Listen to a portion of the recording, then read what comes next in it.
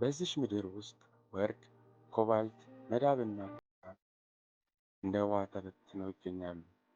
ሰዎች ግን በየቀኑ የዕለት ጉርሳቸውን ለማግኘት ይታገላሉ። ይህች ምድር ዲሞክራቲክ ሪፐብሊክ ኦፍ ኮንጎ ናት።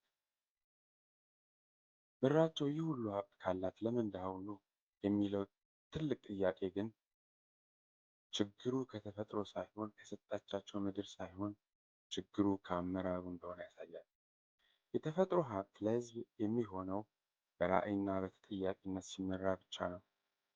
አመራሮች የግል ጥቅማቸውን ከሕዝብ ጥቅም በላይ ሲያስቀምጡ ሀብቱ ከመልማት ይልቅ የግጭትና የድህነት ምንጭ ይሆናል።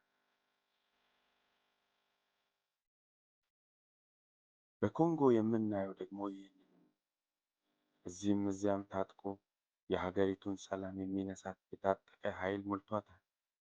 ይህንንም ተከትሎ ታላላቅ የቴክኖሎጂ አምራች ድርጅቶች ለሚያመርቱት የኤሌክትሮኒክስ ዕቃዎች፣ ባትሪ እና ሌሎች ቁሳቁሶች ከዚሁ በጦርነት በሚታመሰው እና በጥቁር ገበያ ከሚሸጠው ኮባልት እና ኮልታን የተባሉ ውድ ማዕድን ተጠቃሚ በመሆን በቢሊዮን ዶላር የሚቆጠር ገቢ ድርጅቶቻቸው ያካብታሉ።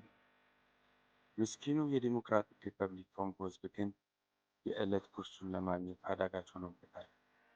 በዚህም ሕፃናት፣ ሴቶች እንዲሁም ወጣቶች በምዕራባውያን በሚደገፉ የታጠቁ ኃይሎች ይህንን ውድ ማዕድን ለማውጣት በከፍተኛ የጉልበት ብዝበዛ እንዲሁም ሰብአዊ ጥሰት ይዳረጋሉ።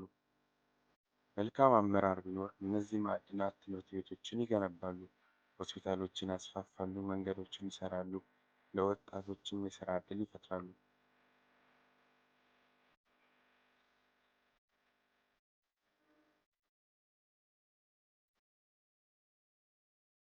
ምድር ሀብትን ትሰጣለች፣ አመራር ግን ያንን ሀብት ወደ ሕዝብ ጥቅም ወይም ወደ ድህነት ይመራዋል። ለአብዛኛው የዲሞክራቲክ ሪፐብሊክ ኮንጎ ሕዝብ ይህ የተፈጥሮ ሀብት በረከት ሳይሆን ያልተጠቀመበት እድል ሆኖ እስካሁን አለ።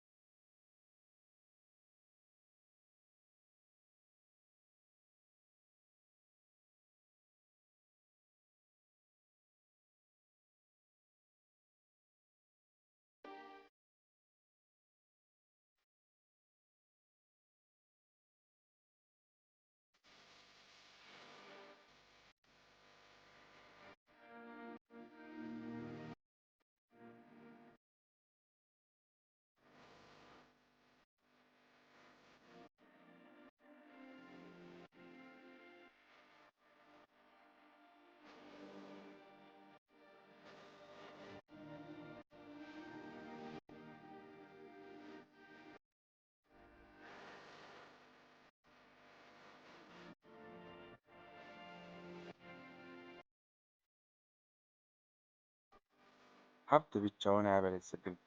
ጥበብ ያለው አመራር ነው ሀብትን ወደ ልማት የሚቀይረው።